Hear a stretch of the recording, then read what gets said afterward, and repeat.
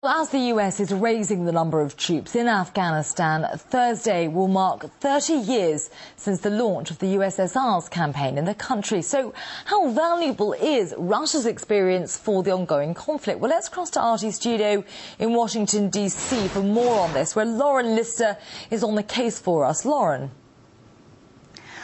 Alice, I'm joined by a guest who may be able to tell us. Mark Sageman was there in Afghanistan in the 80s. He's a former CIA officer. He was one of the officers in charge of the Afghanistan effort by the U.S. to covertly back the Mujahideen freedom fighters against the Soviet Union. Now, Mr. Sageman, some of those freedom fighters in the 80s, aren't they today's Taliban that the U.S. is fighting? Very few. Most of them are not. Well, the U.S., I mean, essentially, it's been said that the U.S. is fighting the same war twice in one generation, but on opposite sides. Who was right? Who's right? Well, this is Afghanistan. People have a tendency to flip-flop and to fight their allies and then their enemies. Basically, what they're doing, that they're against their own government, and whoever supports the government is the enemy.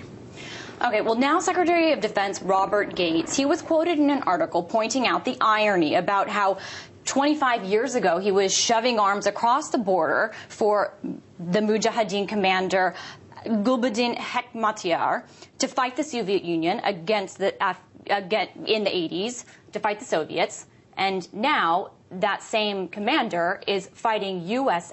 allies in the U.S. in northern Afghanistan. How do you explain that irony? Well, that's partially true. We gave the weapons to the Pakistanis who distributed them. The Pakistanis definitely had favorites. One of them was Gulbuddin Hekmatyar.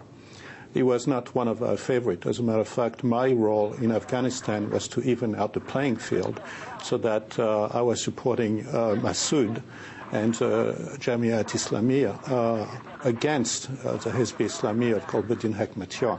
It was really almost against Hekmatyar that my program was. So it's not unusual, let's say, given the various contingencies of the Afghan situation, to see people flip-flop and to support one side and then another and then back to the first side. It's not so much our policy, it's really Afghanistan itself. But in supporting those people then, in essence, you're supporting the effort against the U.S. now. Didn't it set the stages for the conflict today? No, not really. This is quite a crooked road. The reason we're in Afghanistan was because Al-Qaeda took refuge in Afghanistan. Had they stayed in the Sudan, we'd be speaking about the Sudan right now and not Afghanistan. So you can't really just make a straight line and kind of skip over 15 years of history. But if the U.S. had not backed those freedom fighters then, maybe the Taliban wouldn't be as powerful now, or the people fighting against the U.S. effort wouldn't have as much power now.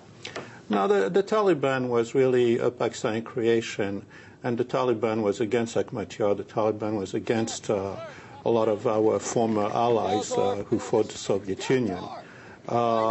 Many of them, we still relied on them to overthrow the Taliban in 2001. So again, I would caution you from skipping a large part of history. But when you look over 30 years later, after all is said and done, did the U.S. do the wrong thing in Afghanistan 30 years ago? No, because Afghanistan was of no importance then, just as it's of no importance right now. The important fighter at that time was the Soviet Union, and the Soviet Union basically died partially because of Afghanistan, and that makes a world much safer right now. But now Afghanistan, all the focus, or much of the focus, has been turned there, and that's seen as a major problem for the U.S. and its allies. So, I mean, it's not a linear line, as you're saying, but now that's the enemy.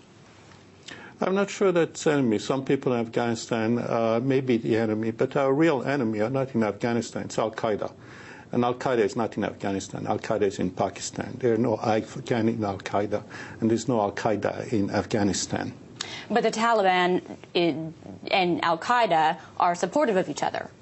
Not quite. The Taliban harbors Al-Qaeda. No, that's not true. It did between 1996 and 2001. It no longer is true.